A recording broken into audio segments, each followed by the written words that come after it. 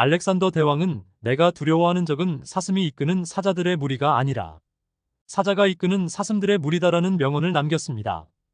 그리스에서 인도에 이르는 대제국을 건설한 알렉산더 대왕도 사슴 정도의 인력들이 모여 있다 해도 사자처럼 강한 리더만 있다면 강한 군대가 될 수 있다고 설파한 것입니다. 그리고 실제로 풍요롭고 넓은 국토를 갖고 있지 못해도 빠른 속도로 달리는 말 위에서 강력한 전투력을 발휘하는 기병전사가 부족해도 평범한 전사들로 구성된 보병들을 잘 훈련시켜 기병을 이길 수 있는 최강 군대로 만들었습니다. 대기업의 경험과 벤처 창업의 성공과 실패를 거울 삼아 자신의 강점을 살린 1인 기업가의 길을 걷고 있는 안계환의 인문병법에는 척계광의 변칙 전술, 마윈과 알리바바의 조직력, 을지문덕의 청야 전술 등 약자의 위치에서도 이기는 전술을 구사하여 세상을 바꿔온 사람들과 기업들의 이야기가 흥미롭게 펼쳐집니다. 약자의 필승법 세상은 약자들이 바꿔왔다. 1. 척계광의 변칙 전술 이기는 전술을 개발하라. 고려 말과 조선에 걸쳐 왜가 극심한 피해를 준 것처럼 동시대 명나라에도 골칫거리였다. 수십에서 수만까지 다양한 그룹으로 구성된 왜군은 해안 지역뿐만 아니라 도시 깊숙이 쳐들어와 장터, 부잣집, 관공서를 습격하고 재물을 약탈하고 인명을 살상했다. 왜구에게 당하는 피해가 극심해지자 지역 유지들은 명나라 정부에 호소하여 유능한 장소를 보내달라고 요청했고 산동성 출신 장수 척계광이 부임하게 되었다. 하지만 부친의 지위를 이어받을 정도로 전형적인 무장가문 출신인 그도 처음에는 무능한 군사들로 인해 고전을 면치 못했다. 결국 고전적인 방식으로는 강력한 사무라이들을 이길 수 없음을 알게 된 척계광은 먼저 기존 군대를 해산하고 병사들을 시골 출신들로 새로 모집했다. 그들은 기존 진법을 몰랐기에 새로 도입하는 전술훈련에 잘 따랐다. 두 번째는 사무라이들을 이길 수 있는 원앙진이라고 진법을 찾아냈다. 수컷이 죽으면 암컷도 따라 죽는다는 원앙에서 따온 것이었다. 대장 1명과 취사병, 그리고 전투원 10명인 분대는 개인적으로 움직이는 왜구들을 막기에 최적이었다. 개개인의 전투력으로는 사무라이들의 적수가 되지 못했지만 한 팀의 일원이 되어 싸울 때에는 강력한 힘을 발휘하는 것이다. 또한 척계광은 병사들에게 끊임없이 창의적 행동을 요구했고 부하장수들에게는 병사들을 치열하게 교육시키도록 명을 내렸다. 그 결과 명나라군은 절강성 지역을 괴롭히던 왜구와 싸워 5년간 80여 차례의 전투에서 모두 승리를 거두었으며 왜구에게 피해를 입던 인근 광동성과 복건성 지역에도 파견되어 큰 공을 세웠다. 이기는 전술을 개발한 척계광의 탁월한 노력의 결과였다. 이 마윈과 알리바바의 조직력 고객을 생각하고 실천하라. 세계 최고 온라인 상거래 기업하면 흔히 아마존과 이베이를 떠올리지만 실제로 가장 큰 회사는 중국 온라인 전자상거래 그룹 알리바바다. 알리바바 산하의 쇼핑몰 타오바오와 텐마오의 거래액은 연간 250조 원에 이른다. 이런 대단한 회사를 세운 마윈은 지금은 중국 비즈니스계의 나폴레옹이라 불리지만 그의 별명은 원래 못난이 윈이었다. 1964년 중국 항저우에서 태어난 마윈은 삼수 끝에 항저우 사범학원에 입학해 영어를 배웠고 미국 하버드 대학에 10번 지원했다가 떨어졌으며 취업도 제대로 되지 않았다. 학교를 졸업하고 1995년 미국에 갔다가 인터넷을 처음 접하게 되고 이메일도 제대로 보내지 못할 정도로 컴맹이었다. 처음 세운 홈페이지 제작 회사는 금세 망하고 다시 시작할 수밖에 없는 전형적 약자의 처지였다. 그런 그가 대단한 성공을 거둘 수 있었던 약자의 첫 번째 전략은 우연인 것 같은 필연 덕분이었다. 1998년 첫 사업에 실패한 후 관광 가이드와 영어 교사를 병행하며 생계를 꾸려가고 있던 그는 천운인지 야후 창업자 제리 양의 만리장성 가이드를 맡게 된다. 이때 그의 설득력과 영어 실력이 발휘되는데 자신의 사업 구상에 제리 양이 긍정적 반응을 얻었고 2년 후 손정혜 회장을 소개받을 수 있었다. 마윈은 손정혜 회장을 만나 무려 2천만 달러라는 어마어마한 금액을 투자받았는데 놀랍게도 투자 결정은 겨우 6분간의 사업 설명으로 이뤄졌다. 결국 마윈이 가지고 있던 사업에 대한 열정, 영어 실력, 대인관계 설득력이 우연과 합쳐져 이룬 큰 성과였다. 마윈의 성공 전략 두 번째는 비즈니스의 본질인 고객을 생각하는 수준이 남달랐다는 것이다. 알리바바는 고객에 대한 헌신이 남다르다. 마윈의 기업 운영 방침이 회사의 주주보다 고객을 우선시하는 마인드가 들어있기 때문이다. 성공하기 위해서는 기업의 이익을 직접적으로 가져다주는 고객을 생각해야 한다고 말하는 마윈의 기업 운영 방침은 덩치 늘리기에 급급한 많은 기업들에게 주는 메시지가 있다. 마윈에게 있어 가장 중요한 성공 요인은 평범한 진리 속에서 성공으로 이끌어내는 강력한 실천력이었다. 사물지문덕의 청야전술 내 것을 파기하고 적을 유인하라. 수양제가 우문술, 우중문 등의 장수로 하여금 30만 5천 명의 군사를 이끌고 고구려를 공격하도록 명했을 때 군사들은 1인당 100일치 양식을 지급받았다. 그런데 이것이 너무 무거워 행군하는 도중 많은 병사들이 양식을 땅에 묻기까지 했다. 처음부터 장기적 보급 계획이 없었던 셈이다. 적이 숫자는 많지만 식량 보급이라는 약점이 있다는 것을 간파한 을지문덕 장군은 후퇴를 하면서 청야전술을 폈다. 적군이 지나갈 길목에 있는 백성들을 산 위에 있는 요새로 옮기고 가축이나 식량을 감추었으며 우물을 메워 적이 사용하지 못하게 한 것이다. 농가와 마초들을 불태우고 아무것도 남지 않게 했다. 또 멀리서 간간히 가벼운 공격을 할 뿐 대적해 싸우지 않았다.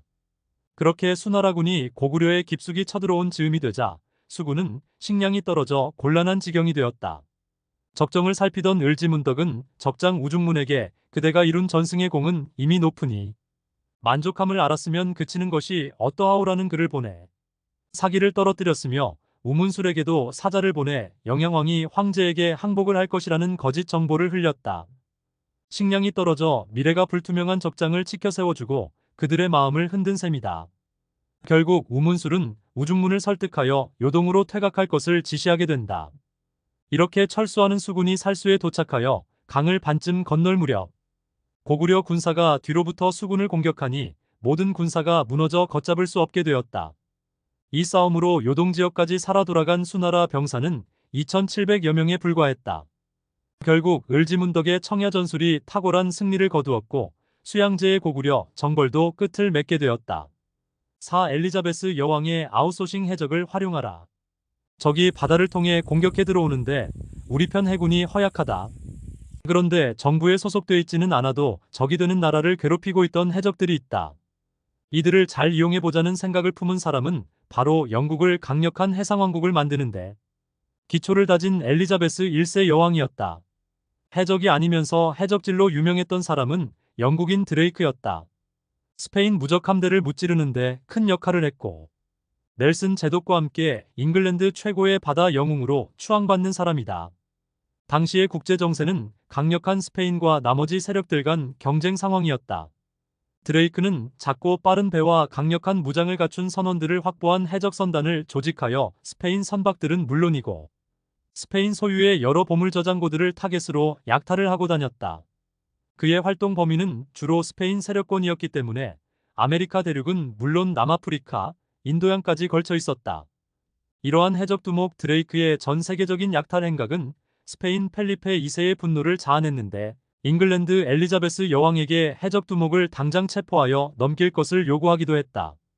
이러한 때에 대규모 스페인 함대가 잉글랜드 해협을 향해 전진하고 있다는 소식이 영국 여왕에게 들려왔다. 우선 귀족들이 소유하고 있는 배들을 모았고 엘리자베스 여왕의 해군도 집결시켰다. 하지만 배와 병력이 모자랐다. 이때 여왕이 떠올린 것은 스페인 배들을 괴롭히고 있는 드레이크의 해적선들이었다. 비록 스페인 군에게는 해적일지 몰라도 잉글랜드인인 것만은 틀림없고 그들의 해군력은 강력했다. 특히 드레이크의 해전 경험은 높이 살만했다. 그래서 드레이크와 선원들을 잉글랜드 해군에 포함시켜 전쟁에 가담시키기로 했다. 고대를 거쳐 중세시대에 흔했던 용병으로 쓰기로 생각했던 것이다. 그 후 잉글랜드는 해적이었던 드레이크를 정식으로 임명하는 등 다양한 방법으로 해군력을 확보하게 되었다. 이는 점차 해상 세력으로서 대양에 진출할 수 있는 기반이 되었고 스페인의 뒤를 이어 네덜란드와 함께 세계 제해권을 장악할 수 있었다. 이후 300년간 이어진 잉글랜드의 전성기는 비록 해적이었지만 국가를 위해서라면 언제든 활용 가능하다고 생각한 엘리자베스 여왕 덕분이었다. 5. 위대한 셰클턴 선발대를 보내라. 남극 정복을 위해 영국 남극 탐험대 및 남극횡단 탐험대를 이끌고 남극 탐험을 시도했던 셰클턴의 위대한 항해에서 관심을 둘 만한 점은 셰클턴이 어떻게 해서 27명의 대원들을 한 명의 낙오도 없이 돌아오게 할 수 있었는가 하는 것이다. 이런 결과가 나올 수 있었던 데는 리더 셰클턴이 가진 몇 가지 역량이 큰 역할을 했다. 첫 번째로 전문성이 확보되어 있었다. 셰클턴은 인듀어런스호와 함께 하기 전에 이미 2번이나 남극 지역 탐험 경험이 있었고 남극에 대한 충분한 지식을 확보하고 있었다. 한 번은 괴열병에 걸려서 중도에 돌아올 수밖에 없었고 두 번째 도전에서도 남극점에 도달하지 못했지만 리더로서 역량을 축적하는 데는 충분했다. 무엇보다도 셰클턴은 강인한 육체 소유자였기에 험난한 바다를 항해할 때 다른 동료들에 비해 약한 모습을 보이지 않았다. 두 번째로 솔선수범 리더십을 보여주었다. 인듀어런스호에는 다양한 직업과 특성을 가진 사람들이 모여 있었다. 그곳에서 셰클턴은 리더로서 자신의 생각을 일방적으로 통보하거나 지시하려 하지 않았다. 새로운 길을 뚫어야 하는 길을 탐색할 때도 언제나 앞서서 길을 열었으며 사우스 조지아섬 빙하를 횡단하는 험난한 등산 과정에서도 늘 앞장서서 위험을 무릅썼다. 세 번째로 어려움에도 좌절하지 않고 갈 수 있다는 희망을 살렸다. 엄청나게 춥고 어두운 남극 지역에서 634일이나 삶의 희망을 갖는다는 것은 정말 어려운 일이다. 그럼에도 불구하고 셰클턴은 고향으로 돌아갈 수 있다는 꿈을 버리지 않았으며 사람들의 생각을 모으고 충분히 이해할 수 있도록 설득함으로써 자발적으로 움직일 수 있도록 유도했다. 작은 가능성이었지만 치밀한 계획을 세워 부하들을 이끌었고 그것이 결과적으로 성공으로 이어진 것이다. 6광해군의 중립외교 강한 자들 틈바구니에서 살아남아라. 광해군에 대한 역사적 평가는 다양하지만 그가 취했던 외교 전략만큼은 칭송받아 마땅하다. 광해군이 왕위에서 쫓겨난 이후 나타난 결과들을 보면 왜 그가 그런 외교 전략을 했어야 했는지가 명확해지기 때문이다. 광해군의 외교 정책은 기미책이란 단어로 요약된다. 기밀한 굴레를 가지고 소나 말의 얼굴을 붙들어매는 것을 말하는데 중원 정권이 흉노나 주변 민족을 대했던 방식으로 견제하면서도 관계를 끊지 않는 것을 의미한다. 조선 조정은 만만치 않은 세력으로 등장한 누르하치와 관계를 유지하되 섣부른 모험을 하지 않고 상황을 지켜보려 했다. 강력한 기마병을 보유한 만주 여진족에 대비하기 위해서는 조총, 화포 등 신무기를 개발, 확보하는 것이 우선이라고 봤고 또 일본과 관계 유지에도 힘썼다. 그만큼 광해군은 분명한 현실주의 외교를 지향했다. 즉 광해군은 종이호랑이로 힘을 잃어버린 명나라와의 관계도 유지하면서 떠오르는 호랑이 후금에 대한 대비도 소홀히 하지 않았으며 실리적 외교술로 원수 사이일 수밖에 없던 일본과도 원만한 사이로 만들었다. 명분론으로만 보면 이런 외교가 자존심 상할 수 있는 일이다. 하지만 국가 운명이 달려있는 변화의 시대에는 실리 외교가 꼭 필요하다는 것을 광해군은 알고 있었던 것이다. 이후 인조 반정이 일어나고 명분의 시대로 되돌아감으로써 조선이 참혹한 전란을 다시 겪을 수밖에 없었던 것은 광해군의 외교 전략이 얼마나 시대를 잘 읽었었나를 알려준다. 7. 샤를르 드골의 열정 진심을 담아 호소하라.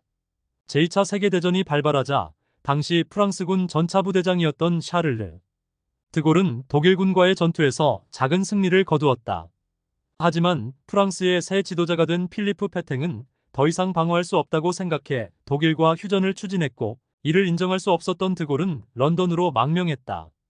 이후 그는 프랑스 망명자들을 이끄는 리더가 되어 프랑스 국민들에게 전쟁에 맞설 것을 BBC 방송을 통해 호소했다. 지금 프랑스는 독일의 침공으로 어려움에 빠져 있지만 우리는 혼자가 아닙니다. 영국이 지원하고 있고 막강한 미국의 도움도 받을 수 있습니다.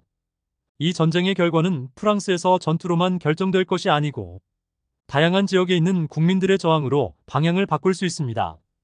때로는 전쟁이 길어져 고통을 받을 수도 있습니다. 하지만 우리는 적을 물리칠 수 있습니다. 모든 프랑스 남성들은 힘을 모아 싸움에 동참해 주시기를 요청합니다. 당시 프랑스 북부는 독일이 점령했고 남부는 페탱이 독일 괴뢰정부인 비시비시 정권을 설립해 이끌고 있었다. 이런 상황에 드골이 런던에서 저항을 호소하자 프랑스 내에서는 레지스탕스가 활발하게 조직되었고 해외에서는 자유프랑스군의 수많은 젊은이들이 입대했다. 비시 정권은 드골이 참석도 하지 않은 법정을 열어 사형을 선고했고 그는 다시는 프랑스로 돌아갈 수 없는 처지가 되었다. 1944년이 되어 노르망디 상륙작전이 연합군에 의해 전개되자 드골은 자유프랑스군을 이끌고 돌아와 파리를 해방시켰고 전쟁이 끝난 후 선거에 의해 프랑스 총리로 선출되었다. 이후 드골은 대통령에 취임하여 국가를 이끌고 나라를 빛낸 영웅이 되었다. 이상으로 세상은 약자들이 바꿔왔다에 대한 설명이었습니다. 대단히 감사합니다.